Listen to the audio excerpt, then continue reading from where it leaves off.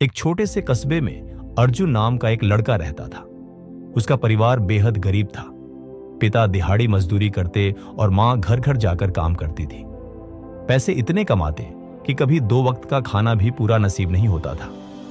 अर्जुन पढ़ाई में अच्छा था, लेकिन घर की हालत ऐसी थी कि 5वीं क्लास के बाद उसकी पढ़ाई छूट गई। पढ़ाई छूटने का दर्द तो था, लेकिन उससे बड़ा सवाल था, पेट कैसे भरे।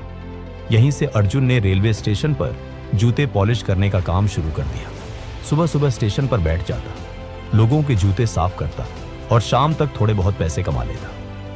लोग उसे नीची नजर से देखते और कहते, अरे ये तो जूते चमकाने वाला है, जिंदगी में कभी बड़ा कुछ नहीं कर पाएगा।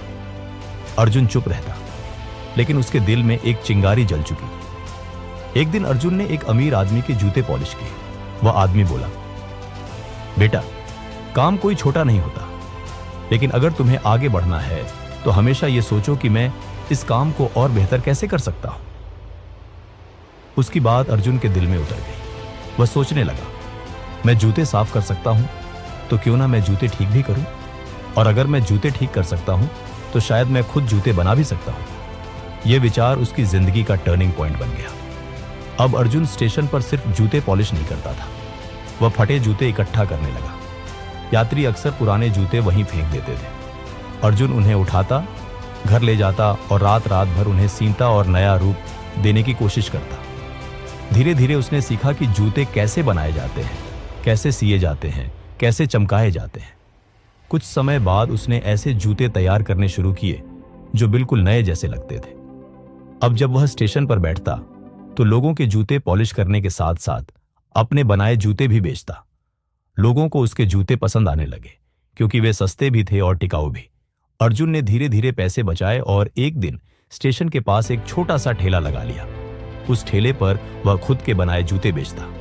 अब लोग सिर्फ जूते पॉलिश कराने नहीं आते थे, बल्कि नए जूते खरीदने भी आने लगे। उसकी पहचान जूते वाले अर्जुन के नाम से होने लगी। लोग कहते, ये वही लड़का है जो कभी जूते चमकाता था, आज खुद जूते बेच रहा है। कई सालों की मेहनत के बाद अर्जुन ने इतना पैसा जोड़ लिया कि उसने एक छोटी सी वर्कशॉप किराए पर ले ली। कुछ मजदूर रखे और जूतों का उत्पादन शुरू किया। उसके बनाए जूते अब दुकानों तक पहुंचने लगे। वह गांव-गांव घूमकर दुकानदारों को अपने जूते दिखाता और कहता, भाई, एक बार मेरे जूते बेचकर देखो, ये टिकेंगे भी और सस्ते भी पड़ेंगे। धीरे धीरे उसका कारोबार बढ़ने लगा। जो अर्जुन कभी स्टेशन पर बैठा करता था, आज वह लोगों को रोजगार देने लगा। कुछ सालों में अर्जुन ने अपनी खुद की जूता फैक्ट्री खड़ी कर दी।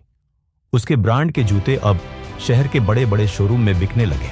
लोग कहते, ये वही अर्जुन है जो रेलवे स्टेशन पर जूते पॉलिश करता था, आज उसका खुद का ब्रांड है। अर्जुन अब सिर्फ एक कामयाब व्यापारी नहीं था, बल्कि उन सभी गरीब बच्चों के लिए प्रेरणा था जो सोचते थे कि गरीबी ही उनकी किस्मत है। दोस्तों, अर्जुन की कहानी हमें यही सिखाती है कि हासियों की कोई भी काम छोटा नहीं होता। अगर आप किसी छोटे काम को ईमानदारी और जुनून से करते हैं तो वही काम आपको बहुत ऊंचाई तक ले जा सकता है। हालात चाहे कितने भी मुश्किल क्यों ना हो, अगर सोच बड़ी है तो मंजिल भी बड़ी होगी। याद रखिए, जिसे लोग छोटा समझते हैं वही काम आपकी सबसे बड़ी पहचान बना सकता है।